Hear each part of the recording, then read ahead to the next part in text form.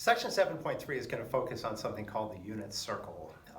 It is not 100% required to do trig problems. And in fact, prior to me teaching pre-cal, I really didn't use it very often.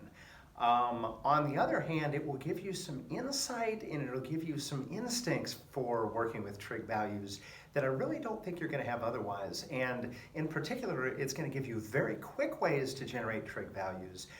Maybe off the top of your head, it's going to give you very quick ways to see what the signs of different trig values would be. And it'll also give you a really quick way to find angle measures that have certain trig values. Okay, so let's talk about what this is. First of all, the unit circle, all right? The unit circle is a circle that's centered at the origin that has a radius of 1, okay? That's the big idea here, okay? So in this particular circle, that's the point 1, 0. This is the point 0, 1. This is the point negative 1, 0. That is the point 0, negative 1, okay? And the unit circle can be used to represent any angle measure. Basically, all circles are similar to each other, so you can shrink any circle with any angle down to being a circle that just has a radius of 1, and then you can see these relationships. So the big question would be, well, you know, why do we care about this? Why is having a circle with a radius of 1 useful for finding trig values? Here's why. Remember the coordinate definitions that we came up with the other day. We said that the sine of an angle is equal to the y-coordinate over the radius. The cosine of an angle is equal to the x-coordinate over the radius. The tangent of an angle is equal to the y-coordinate over the x. And of course, the cosecant then would be the r over the y. The secant would be the r over the x. And the cotangent would be the x over the y. All right? Hopefully you remember those definitions. So on the surface, you can use that kind of idea with a unit circle. If I make an angle over here, let's say that I make this angle right here. I pick a point that's on the unit circle. Let's say it's x comma y.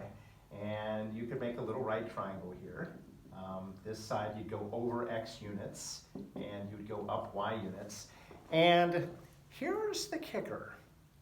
Normally you say, well, we'll call that r, right? We'll call that the radius. But it's a unit circle, which means I know what the radius is. The radius is going to be 1. And what this is going to allow us to do is to create really simplified definitions of the trig functions. And again, you got to be careful. These definitions only work if you're working with a unit circle. Okay, if I give you a point like, 7 comma 24, you're working with a circle that doesn't have a radius of 1, and none of these apply. But look at what happens. If sine is normally y over r, but the radius is 1, y divided by 1 is just equal to y. And that means cosecant is going to be 1 divided by the y-coordinate. Okay? The cosine of the angle is normally x over the radius, but the radius is 1. X over 1 is just equal to x. That means the secant is going to be the reciprocal of that, it'll be 1 over x. Now, unfortunately, the radius of 1 does not show up in the tangent or cotangent. You're really not going to see a huge difference with those. I don't think the unit circle is super useful for tangent. But for these other relationships, it can be very simple, because all you need is the y-coordinate that your angle passes through on the unit circle, and you've got the sine. All you need is the x-coordinate on the unit circle that your angle passes through, and you have the x. Okay? So those are the basics. Now, the follow-up from this, how does this actually work? Well, here's the challenge. What you're doing is you're taking some of the angle measures that we're used to, and you're kind of boiling these down to maybe things that are a little bit more easy to work with. So, for example, let's say I was working with a 60-degree angle. Okay? With a 60-degree angle, normally you'd probably graph it looking something like this. You'd say, all right, here's my 60-degree angle. And you'd make a right triangle like this, and you'd probably say, hey, I'm going to make this side 1, and I'm going to make this side radical 3, and that's going to make this side 2. Okay, and so the coordinates of this point right here, you'd be going over 1, you'd be going up radical 3. That'd be the point 1 comma radical 3. Okay, but if you notice, this isn't a unit circle. This is a circle with a radius of 2. And there's nothing wrong with that. But if you were going to find the sine would be the opposite side over the hypotenuse, would be radical 3 over 2. You need basically those two sides. You can't use the short definition. But what I can do is I can shrink down this circle. I can dilate it down so that the radius is 1 instead of being 2. Well, how would I do that? Well, I would divide everything by 2, right? So I divide that by 2 and I get a radius of 1. And I divide that by 2 and I'd get a 1/2. And I divide that by 2 and I get a radical 3 over 2. So what I've got here is a right triangle that has side lengths of 1 for the hypotenuse, radical 3 over 2 for the long leg, and 1/2 for the short leg. And all of our patterns still hold up, right? I double 1/2, I get the hypotenuse of 1. I multiply 1/2 by radical 3, I get radical 3 over 2. And the same kind of thing is going to apply.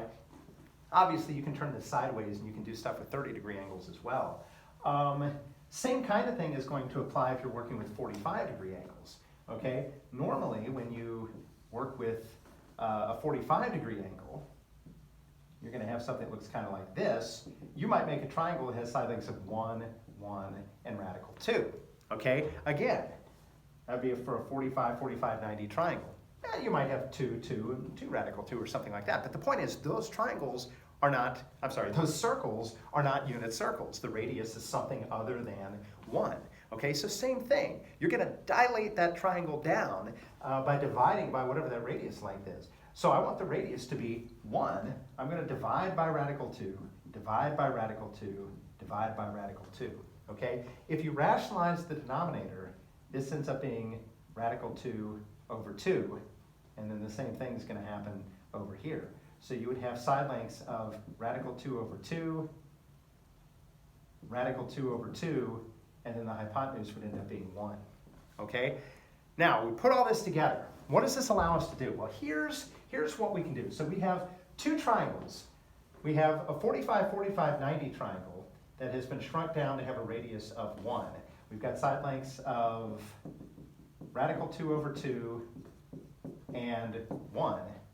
We have a 30, 60, 90 triangle that we have shrunk down to have side lengths of 1, there's my 60-degree angle, 1/2, and radical 3 over 2. Okay? And we can use those relationships to label our diagram. Okay? So let's say this is a 30-degree angle right here. Okay? That's taking this triangle here, it's turning it on its side. This would be the long leg here, right? Which would be the radical 3 over 2. You're going over radical 3 over 2. You'd be going up 1/2. Okay? And so, over radical 3 over 2, up 1/2. That's going to be the point radical 3 over 2, comma 1/2. Okay? What does the definition of the unit circle trig function say? It says, if I want the sine of 30 degrees, sine's just a y coordinate. Sine of 30 degrees is 1/2. There's the y coordinate. Okay? It says the cosine of the angle is the x coordinate of the point on the unit circle. The x coordinate there is radical 3 over 2. Cosine of 30 degrees is radical 3 over 2. Okay? I can make a 45-degree angle on my unit circle. Okay, 45-degree angle would be right here. Once again, our radius is going to be equal to 1. Okay? According to this, I go over 2 radical 2 over 2 and up 2 radical 2 over 2. So I go over 2 radical 2 over 2. I go up 2 radical 2 over 2. That's the point, radical 2 over 2, comma, radical 2 over 2. Okay? If I want to find the sine of 45 degrees, sine's the y coordinate. Sine of 45 degrees, it's just radical 2 over 2. You're done. Okay? If I want to find the cosine of a 45-degree angle, it's the x coordinate. It's just going to be also radical 2 over 2. Interestingly, the sine and the cosine of 45 degrees are both the same thing. Okay? Now, that's a 45-degree angle, okay? So maybe I could do that right there. I can extend this out again. There's a 60-degree angle. A little hard to label. The 60-degree angle is just the same triangle turned the other direction. I'm going over the short amount of 1/2. I'm going up radical 3 over 2. So that coordinate, I'm going over a half, up radical 3 over 2. Okay? If I want to find the sine of 60 degrees, it's just the y coordinate. Sine of 60 is radical 3 over 2. If I want to find the cosine of 60, it's the x coordinate. 1/2 is the cosine of 60, okay? Check it on your calculator if you don't believe me. Here's another thing that's great. It's a little bit hard to find sine, cosine, tangent of quadrantal angles, 90 degrees, 180, 270, and so on. Check it out. If I want to find the sine of 90 degrees, sine is just the y coordinate. That's the point 0, 1. Sine of 90 degrees is 1. Okay? If I want the cosine of 90 degrees, cosine is the x coordinate, it's 0. Okay? Come over here. If I want the sine of 180 degrees, sine is the y coordinate. Sine of 180 degrees, just going to be 0. Okay? Cosine of 180 degrees is the x coordinate. It's -1. That's all you have to do. Okay? Now, I can take this even farther. Okay? What you really have here, if you take a look carefully at this, there are only 3 key values. We have 1/2, which is about 0.5. We have radical 2 over 2, which if you look on your calculator is about 0.707, I think. And we have radical 3 over 2 is the only other number that shows up there. That's about 0.866. Okay, this is the smallest value, this is the middle value, that's the largest value. Guys, the circle is symmetric. So you can do the same thing over here. If you want to do a 120-degree angle, that's going to match up with this over here. You're going over the short amount and up the long amount. You're going back 1/2, and you're going up radical 3 over 2.